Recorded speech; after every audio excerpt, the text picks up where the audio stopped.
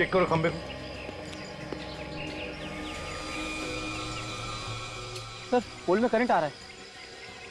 जरा bike check करो। Sir bike में भी करंट आ रहा है। पर गगन ने जैसे ही बाइक पोल पे लगाई होगी, करंट बाइक पे आ गया और उसके बाद जगन को करंट लग गया। जरा जंक्शन बॉक्स खोल कर देखो।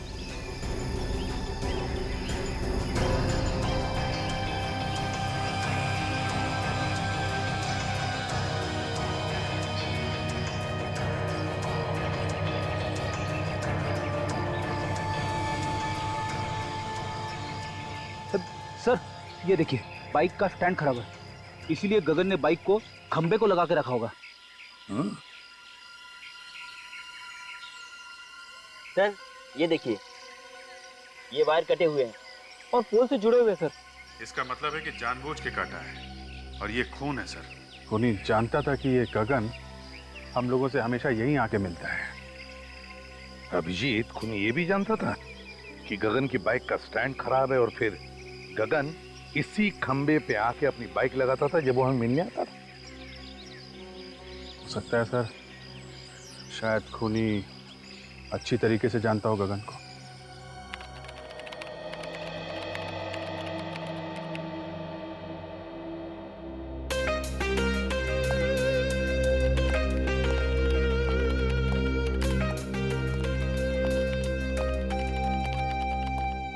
Hello sir. हेलो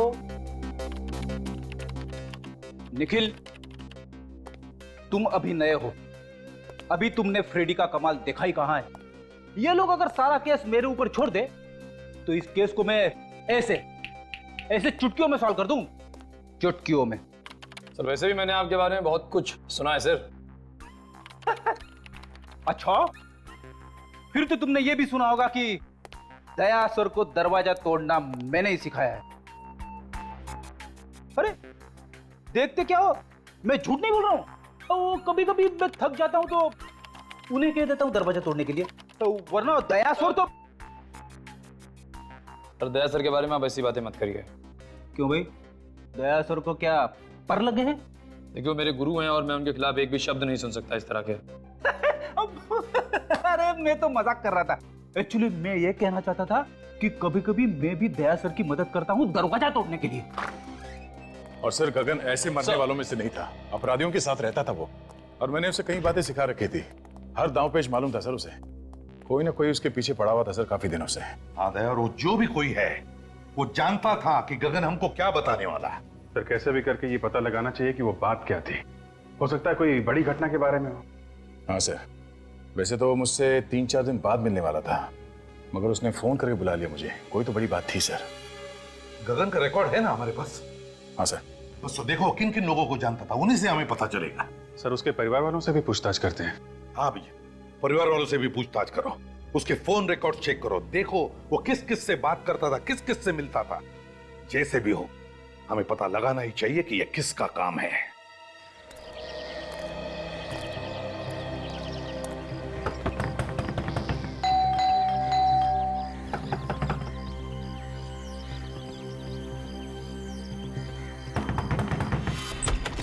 क्या है?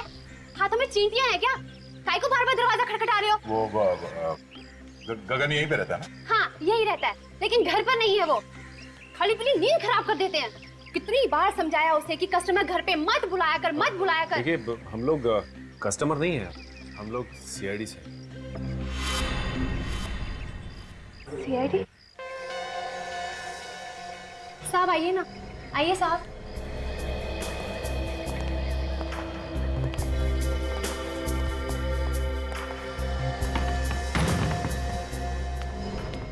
अब क्या हुआ साहब?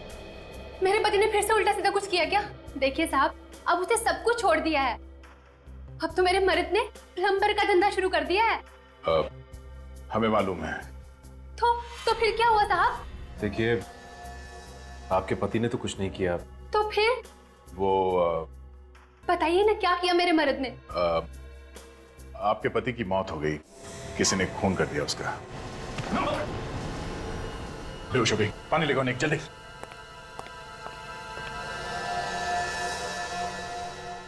सदमा बर्दाश्त नहीं कर पाई बेचारी।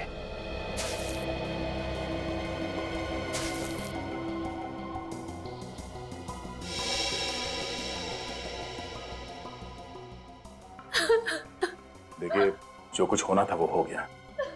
गगन की मौत का हमें भी बहुत दुख है। खबरी था वो हमारा। खबरें बना के मरवा डाला आप लोगों ने उसे। मुझे पता होता तो मैं ऐसा काम उसे कभी नहीं करने देती। सीआईडी की मदद करना कोई गुनाह नहीं है।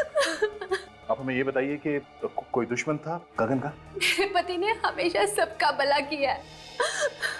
जिसके पास पैसे नहीं होते थे मुफ्त में काम कर देते थे उसका। ऐसे भले इंसान का कोई दुश्मन कैसे हो सकता है साहब? देखिए, कोई ना कोई तो उसका दुश्मन जरूर था जो उसके पीछे लगा हुआ था। मतलब उसको कैसे पता चलता कि वो हमसे मिलने वाला था? देखिए, अगर आपको मालूम है तो आप बता दीजिए, वरना वो दुश्मन आपके लिए भी खतरनाक हो सकता है। मैंने कहा ना ऑफिसर, उनका कोई दुश्मन नहीं हो सकता। अच्छा, आप पिछले कुछ दिनों में कोई मिलने आया था उसे? देखिए प्लीज आराम से सोच के बताइए। कोई ऐसा आदमी उससे मिलने के लिए आता था जिस पे आपको शक हो? नहीं साहब, घर पे तो कोई नहीं आया था। लेकिन हाँ, गगन कैरम क्लब जाते थे और पिछले 5-6 दिन पहले जब वो कैरम क्लब गए और वहां से लौटने के बाद कुछ टेंशन में लगे मुझे। टेंशन? किस बात की टेंशन थी उसे? मैंने पूछा उनसे कि क्या हुआ, मुझे बताइए, लेकिन उन्होंने कुछ नहीं बताया। बस कहा कि टेंशन है, बहुत जल्द सीआईडी से मिलना पड़ेगा। ये कैरम क्लब कहाँ पर है? हाँ जी, हाँ जी, ये गगन के नाम से ही फोन है। मिल गया रिकॉर्ड? हाँ, तो आप मेल कर दीजिए ना। या थैंक यू वेरी मच। जरा मेल चेक करना, उन लोगों ने गगन के फोन का रिकॉर्ड हम लोगों को मेल किया है। देखते हैं किसका किसका फोन आया था और किसे फोन किया था इसने।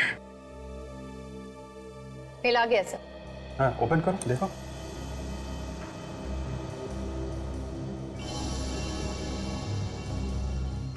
ये नंबर तो, ये देखा, कई बार फोन आया इस नंबर से। हाँ सर, 20 बार आया है। 20 बार? हाँ दया, क्या खबर? क्या बोला गगन की बीवी ने? अच्छा, 6 दिन पहले कैरम क्लब से आया तो टेंशन में था। ओके, हाँ, फोन रिकॉर्ड चेक कर लेता हूं। नहीं, वो मंगा लिया मैंने। या ओके ओके। 6 दिन पहले ऐसे फोन आया था, उसके बाद से काफी टेंशन में था।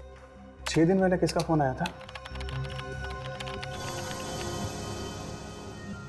ये तो वही नंबर है जहां से 20 बार फोन आया था। जरा पता करो किसका नंबर है ये।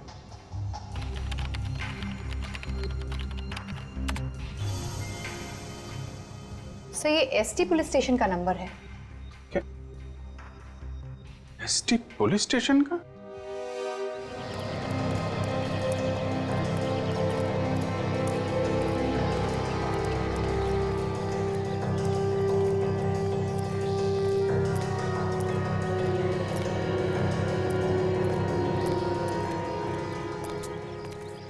भाई, अरे रामू, बता था आप लोगों को, हम लोग यहाँ खेलने के लिए नहीं आए।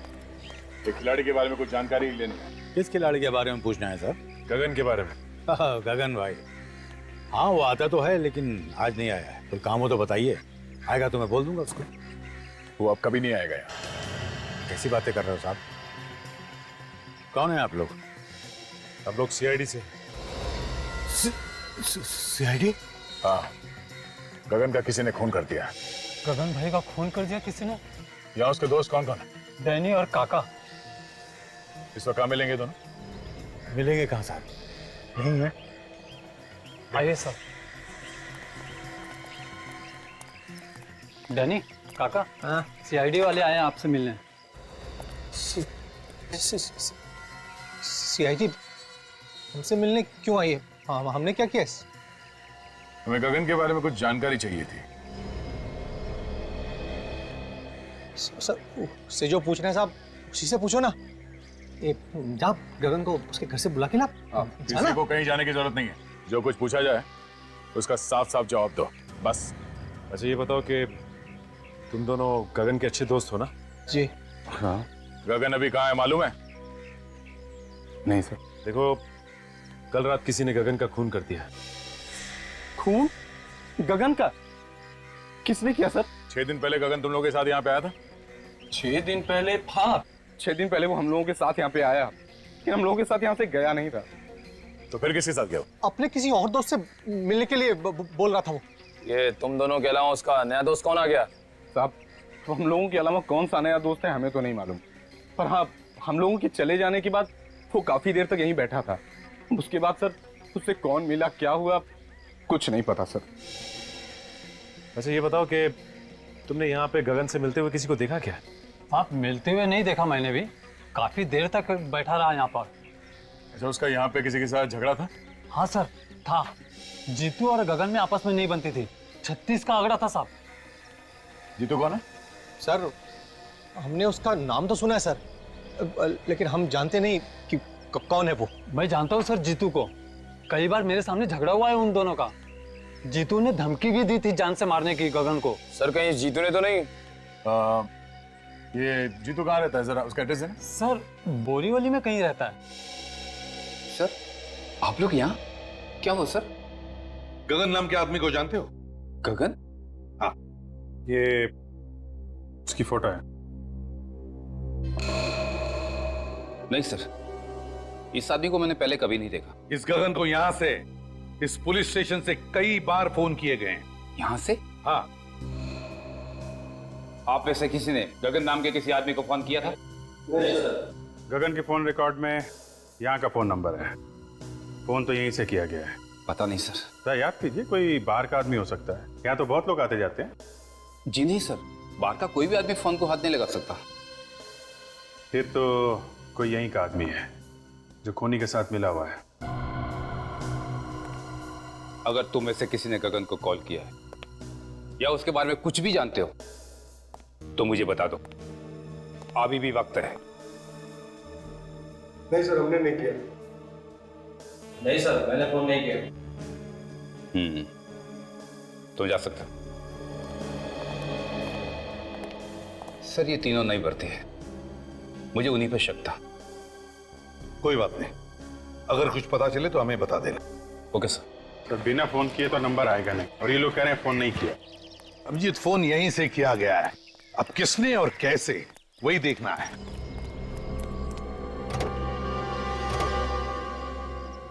सर, हाँ सर, लगता है पता चल गया कि फोन कहां से किया गया है। अच्छा, कहां से? वो देखिए सर, ये जंक्शन बॉक्स पुलिस स्टेशन के बिल्कुल पास में है। हो सकता है यहां से कुछ छेड़छाड़ की गई हो। हाँ अभिजीत, काम करो, टेलीफोन वालों को बुलाओ, पता चलेगा किसने क्या किया है यहाँ इस जंक्शन बॉक्स से। सर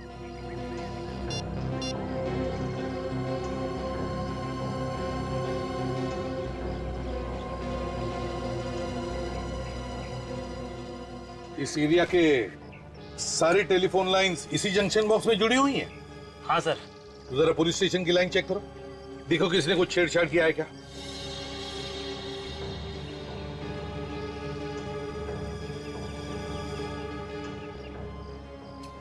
ये देखिए सर, ये तार टूटा हुआ है।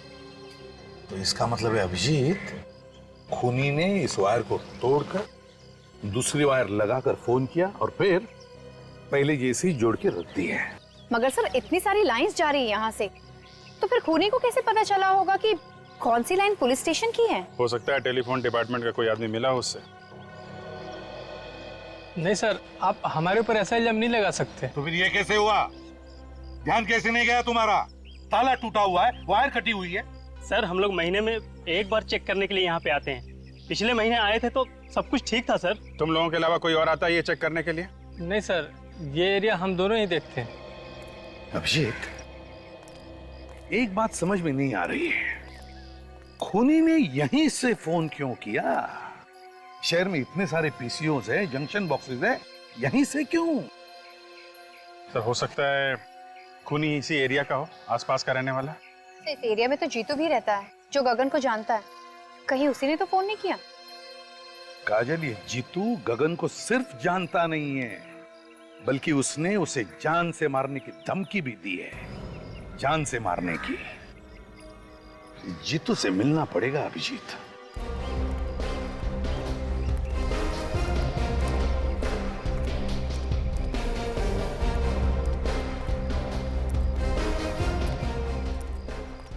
ये अरे दादा, ये जीतू यहीं पे रहता है ना? हाँ यही रहता है। है क्या वो घर पे? क्या मालूम, होगा, जाके देख लो।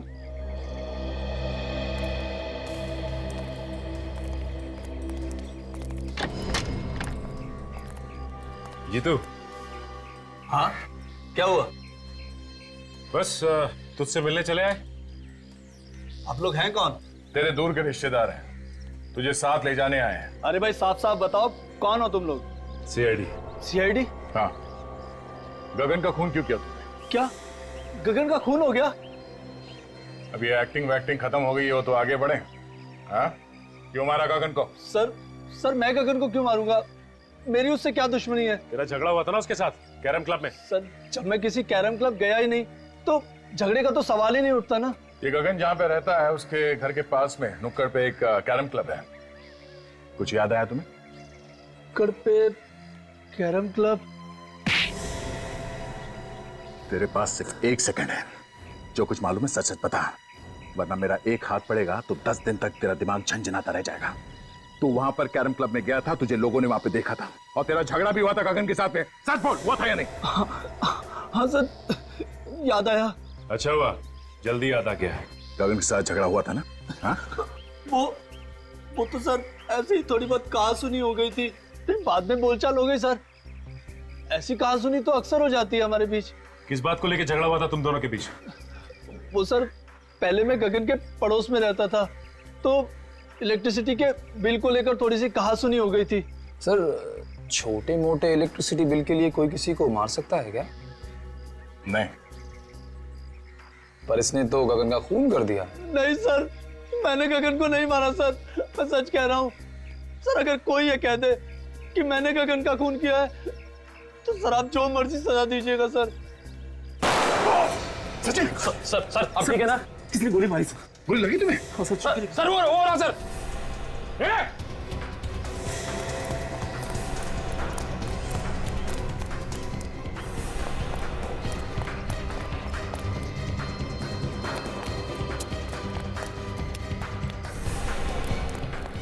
देखो तुम यहां से जाओ।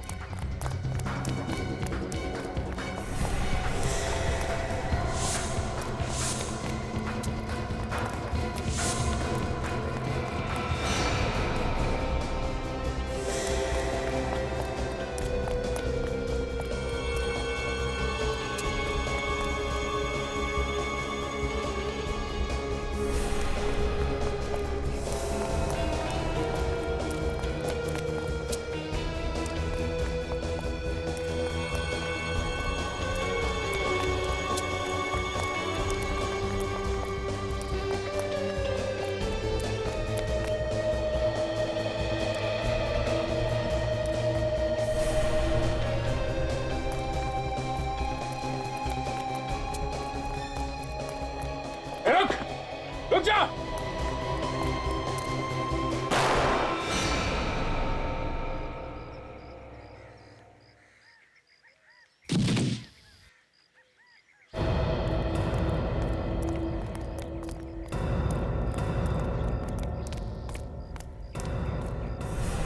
पलटो इसे।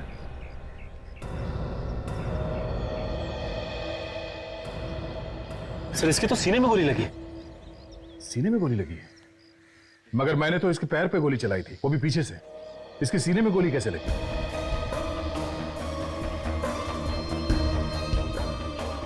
हाँ सर, अगर पीछे से गोली लगी होती तो इसकी पीठ में कहीं कोई निशान होता, लेकिन पीठ में कोई भी निशान नहीं। सचिन, किसी ने सामने से गोली चलाई है। देखो आसपास कोई छुप के बैठा है क्या? जल्दी।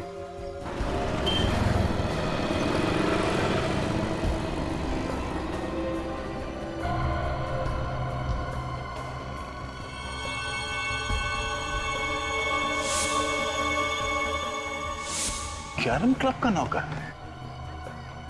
ये कैरम क्लब का नौकर जीतू को क्यों मारना चाहता था? जीतू, गगन और नौकर, 3 लोग। तीनों में से जीतू और गगन के बीच में झगड़ा हुआ, जिसमें गगन मारा गया। फिर नौकर ने जीतू को मारने की कोशिश की और खुद मर गया। लेकिन समझ में नहीं आ रहा कि इन 3 लोगों में चक्कर क्या है। सर ऐसा लगता है इनके पीछे कोई चौथा आदमी भी है, जिसने नौकर से जीतू पे हमला करवाया। मगर नौकर फेल हो गया तो पकड़े जाने के डर से उसने नौकर को भी मार दिया। मगर सर उसे पता कैसे चला कि हम लोग जीतू के घर जाने वाले हैं? वही तो या ये जो भी आदमी है जो ये सब करवा रहा है, वही हमारे हर कदम पे नजर रखे हुए है। और वो जानता है कि जीतू उसके बारे में सब कुछ जानता है, और इसीलिए उसने उसे मारने की कोशिश भी की। सर अगर जीतू को मालूम होता तो हमें बता देता। काफी डरा हुआ था सर वो। सर एक बात समझ में नहीं आई, किस नौकर ने जीतू पर हमला हम लोगों के सामने ही क्यों किया? हमारे वहां पहुंचने से पहले और वहां से निकलने के बाद भी तो कर सकता था। ये भी तो हो सकता है कि उस नौकर को तुम लोगों को मारने के लिए भेजा होगा। सर अगर हम लोगों को मारने के लिए भेजा था तो दोबारा हमला करने से पहले 10 बार सोचेगा, लेकिन अगर जीतू को मारने के लिए भेजा था तो दोबारा हमला कर सकता है। सर गगन को खूनी ने फोन किया था पुलिस स्टेशन के जंक्शन बॉक्स से, ताकि शक जीतू पे जाए। एक काम करो, ये नौकर जहां पर नौकरी करता था उस कैरम क्लब के मालिक को जाकर के मिलो और जरा प्यार से पूछो उससे, पता लगाओ कौन कौन मिलने आता था उस नौकर को। Yes sir.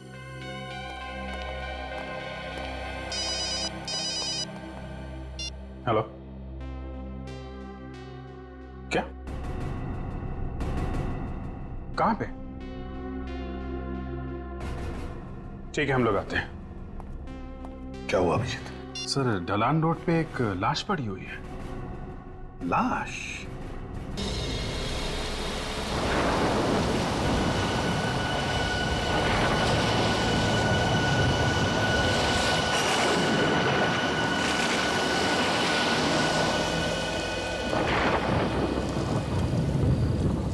अभिजीत, ये गगन अब तक आया कैसे नहीं? पहले तो ऐसे कभी नहीं हुआ। पता नहीं सर, फोन करके उसने बोला था कि बहुत अर्जेंट काम है, अभी आके मिलो। काम तो वैसे जरूरी होगा, वरना ऐसे नहीं बुलाता हुआ। हाँ सर, जब भी फोन करके बुलाया है कुछ काम की खबर दी है उसने। है खबरी, लेकिन बड़े काम का आदमी है।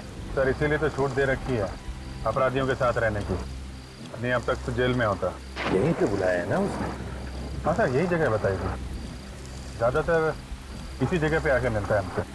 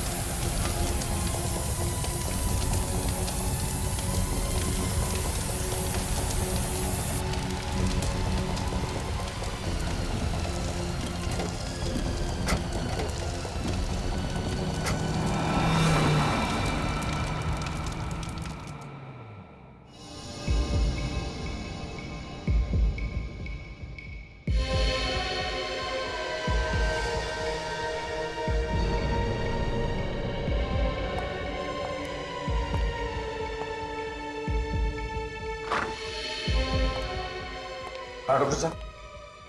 आई एम सॉरी सर, मैं उसे बचा नहीं पाया।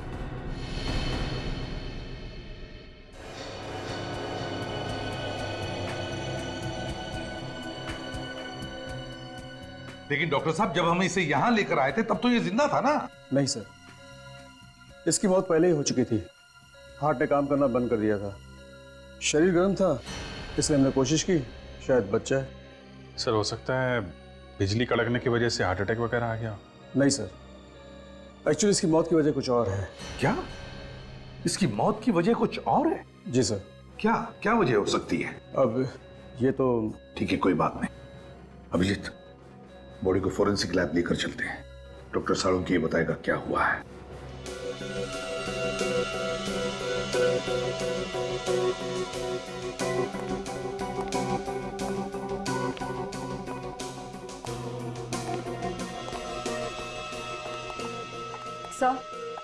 सर अगर आसमान से बिजली इसके ऊपर गिरती तो इसके सिर्फ हाथ और पैर ही क्यों जलते? इसका तो पूरा का पूरा शरीर जल जाना चाहिए था ना। बिल्कुल तारिक, बड़े बड़े पेड़, बड़ी बड़ी बिल्डिंगें जल जाती हैं। इस आदमी का तो नामो निशान मिट जाना चाहिए था। साळुंखे, बिजली हमारी आंखों के सामने सामने गिरी, इस पर जलकर ये बेचारा बेहोश हो गया था। नहीं बॉस, अगर आसमान से गिरी हुई बिजली का करंट इसे लगता तो आप लोग इसकी लाश लेकर के नहीं आते, इसकी राख लेकर के आते। ऐश। मगर साळुंखे, बिजली का झटका तो लगा है इसे। हाँ, करंट तो लगा। ये कौन सी वाली बिजली है सर? ये किसकी आवाज? सर मैं बोला। इनकी तारीख? सर सॉरी सर, मुझे पहले बता देना चाहिए था। ये निखिल है, इंस्पेक्टर निखिल, सीआईडी में नया है। ओ, नया इंस्पेक्टर है। तो ये लैब में पहले ही दिन इसके चेहरे पर मुस्कुराहट क्यों, और वो भी एसीपी प्रद्युमन के सामने?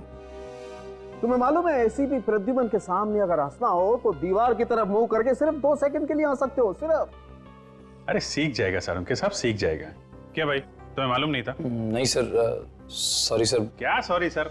साळुंखे साहब के सामने हमारी नाक कटा दिया। सर मैं तो बस एक बच्चे, जब 2 सीनियर बात कर रहे हो ना तो बीच में अपनी चोंच नहीं डालनी चाहिए। अरे बच्चा है सर, माफ कर दो। जल्दी से माफी मांग लेना, वरना साळुंखे साहब ये केस छोड़ के भाग जाएंगे। मैं जब जब यहाँ पे आता हूँ मुंह को ताला लगा के आता हूँ। ओह अच्छा, तुम कब से सुधर गए फ्रेडी?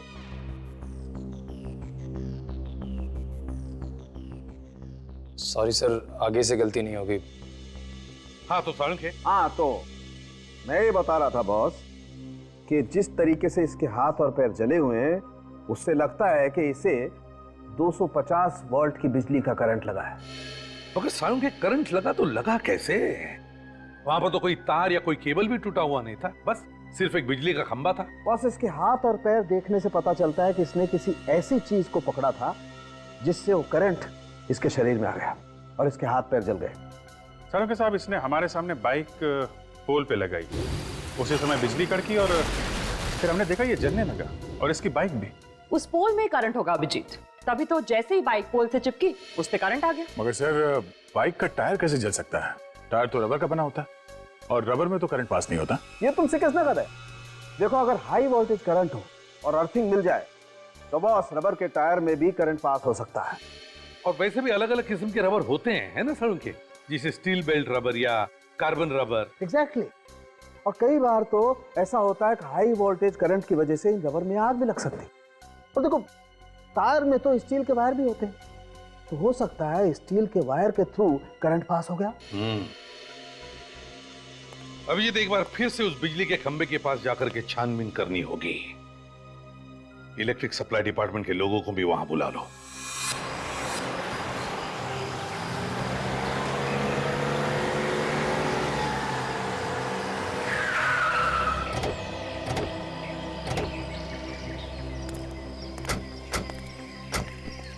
चलो आ जाओ जल्दी। तुम्हारा नौकर तुम्हारी आंखों के सामने इतनी गड़बड़ कर रहा था तो तुम्हें भी कुछ मालूम होगा ना? हाँ? मिला हुआ है नौकर के साथ में तू भी? धंधे की कसम साहब, वाकई मुझे उसकी करतूतों के बारे में कुछ नहीं मालूम साहब। जब तुम्हारा नौकर यहाँ पे 24 घंटे पड़े रहता था तो मालूम कैसे नहीं? नहीं साहब, 24 घंटे तो नहीं रहता था, कभी कभी बाहर घूमने फिरने भी तो जाता था। उससे मिलने के लिए कौन कौन आता था यहाँ पे? साहब मिलने तो बहुत से लोग आते थे, लेकिन ज्यादातर गुंडे टाइप के लोग होते थे। ओह, तो गलत कामों में पड़ा हुआ था, इसीलिए उसका खून हो गया। कल कोई आया था उससे मिलने के लिए यहाँ पे? सब मिलने तो कोई नहीं आया था। हाँ, एक फोन जरूर आया था साहब, मैंने उसे बात करते हुए सुना था। क्या क्या बात कर रहा था वो फोन पे? साहब वो किसी मुर्दा घर के बारे में बात कर रहा था। मुर्दा घर के बारे में बात कर रहा था? एक कैरम क्लब में काम करने वाला आदमी मुर्दा घर के बारे में क्यों बात करेगा? और क्या सुना तुमने? साहब सुना तो मैंने कुछ नहीं। उसके बाद वो फौरन मेरे पास आया और कहने लगा कि उसके किसी रिश्तेदार का एक्सीडेंट हो गया, उसे अभी का अभी जाना है। कितने बजे थे उस वक्त? साहब करीब दोपहर के 2 बजे की। दोपहर के 2 बजे? यहाँ आसपास के एरिया में जितने मुर्दा घर हैं उन सब में जाके इस नौकर का फोटो दिखा दिखा के पूछते हैं, कोई ना कोई सुराग जरूर मिलेगा। चलो।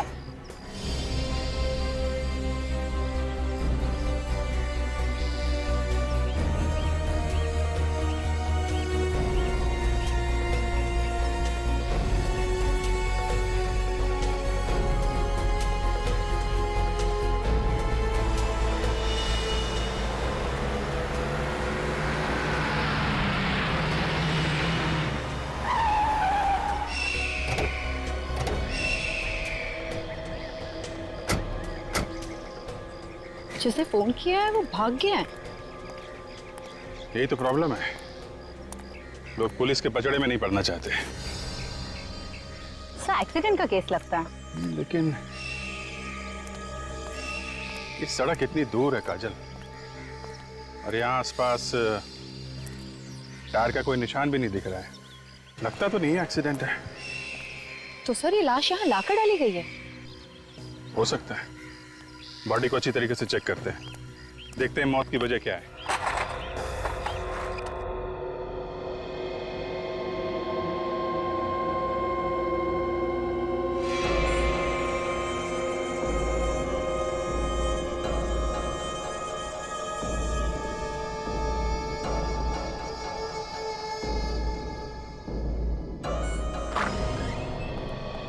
सर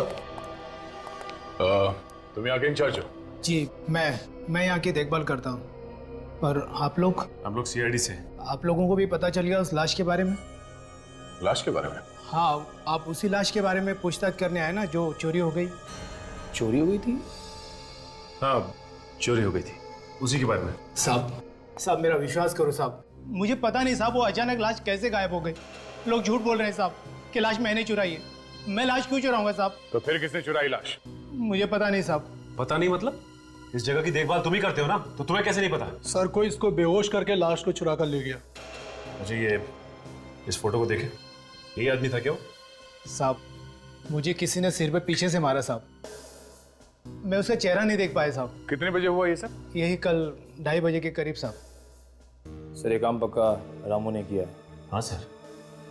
सर ये कैरम क्लब का मालिक बता रहा था कि रामू वहाँ से 2 बजे निकला और ये जगह वहाँ से 20-25 मिनट की दूरी पे है। पर रामू ये लाश चुराएगा क्यों? करेगा क्या वो इस लाश का? वैसे वो लाश थी किसकी? सभी एक एक्सीडेंटल केस था तो इसकी शिनाख्त नहीं हो पाई थी। लाश की फोटो तो खींची होगी? हाँ साहब, फोटो है हमारे रिकॉर्ड में। ठीक है, फोटो लेके आओ। जी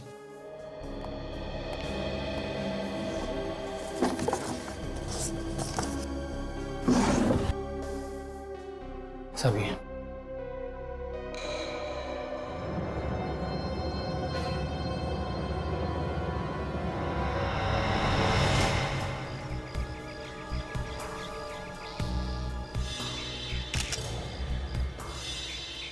तो ये एक्सीडेंट का ही केस, लेकिन ये एक्सीडेंट यहाँ नहीं हुआ है काजल। ये कैसे पता चला सर? एक तो ये लाश काफी दिन पुरानी है, दूसरा अगर एक्सीडेंट यहाँ पे हुआ होता तो यहाँ जमीन पे भी आसपास खून पड़ा होता, लेकिन जमीन पे कहीं भी खून नहीं है। खून सिर्फ इस बॉडी के ऊपर है और इसके चेहरे पे, और कहीं भी खून नहीं है। ये क्या है?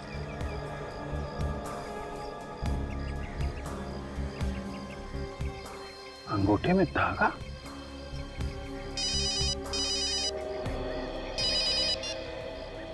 हाँ सचिन बोलो। क्या मुर्दा घर से लाश चोरी हो गई? हाँ हाँ, एक मिनट जरा ये लाश का हुलिया बताना। हाँ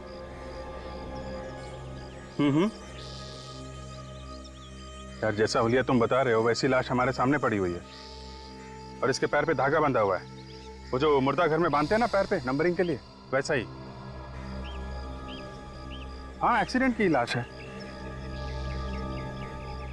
ओह, ऐसा लगता है ये किसी की चाल है। लाश यहाँ पे लाके डाल दी और हम लोगों को फोन करके बुला लिया।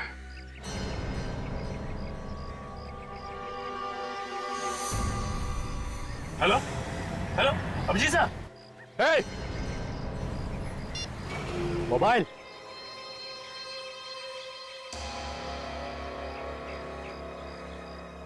तुमने ठीक पहचाना ऑफिसर, ये हम लोगों की चाल थी जो काम कर गई। मगर मैंने इससे पहले कभी नहीं सोचा था कि सीआईडी वाले इतने बेवकूफ होंगे जो इतनी आसानी से चाल में फंस जाएंगे। फोन कट गया तो फिर से लगाओ ना, फिर से ट्राई करो, नेटवर्क का कुछ प्रॉब्लम हो सकता है। सर अब तो नंबर स्विच ऑफ आ रहा है। मोबाइल स्विच ऑफ है? सीआईडी वालों के कान में खुजली करेगा, मालूम है अंजाम क्या होगा? ए, अंजाम अंजाम छोड़। और तू ज्यादा से ज्यादा करेगा क्या? गुदगुदी करेगा, चक्कर लेना। मजा आता है। जब गीदड़ की मौत आती है तो वो शहर की तरफ भागता है। तुम लोगों ने अपनी मौत को दावत दे दी है। सर काजल का फोन भी बंद आ रहा है क्या? दोनों का फोन एक साथ बंद आ रहा है? ये कुछ और ही चक्कर लगता है। अब जी सर भी कह रहे थे कि इन सब के पीछे कोई चाल है। सर कहीं अभिजीत सर और काजल की जान खतरे में तो नहीं है? निखिल, सीआईडी ऑफिसर्स की जान हमेशा ही खतरे में होती है। हिलना नहीं ऑफिसर, वरना गोली चल जाएगी। दे ना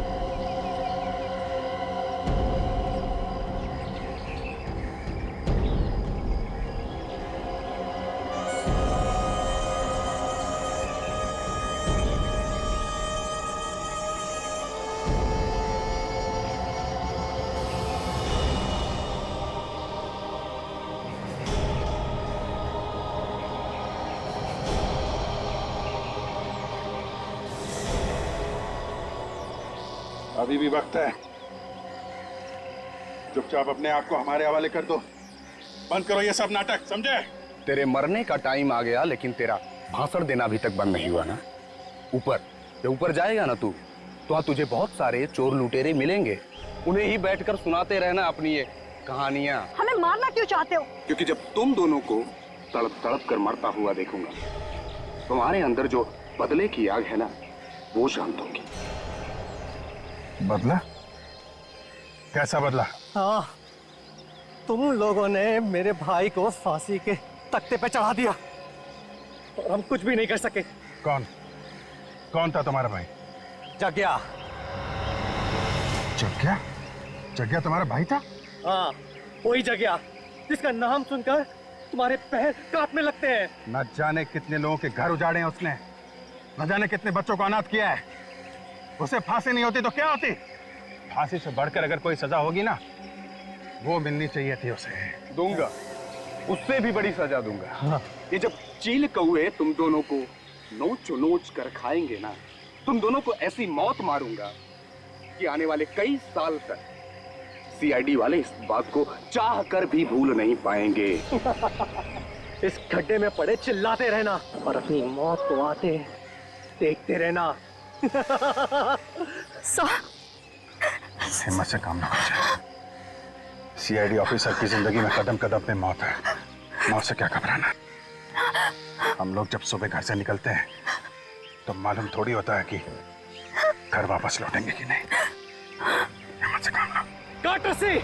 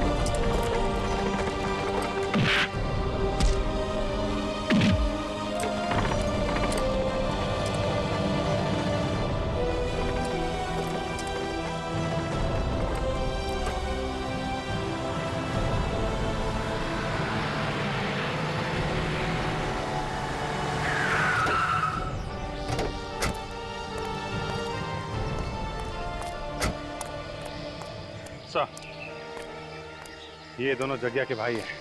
पूरी सीआईडी टीम से बदला लेना चाहते थे। सीआईडी वालों से बदला? कभी सपने में भी मत सोचना, समझे? अब जेल में बैठकर बदला लेना अपने भाई की मौत का। तुम दोनों को तो फांसी होगी, फांसी।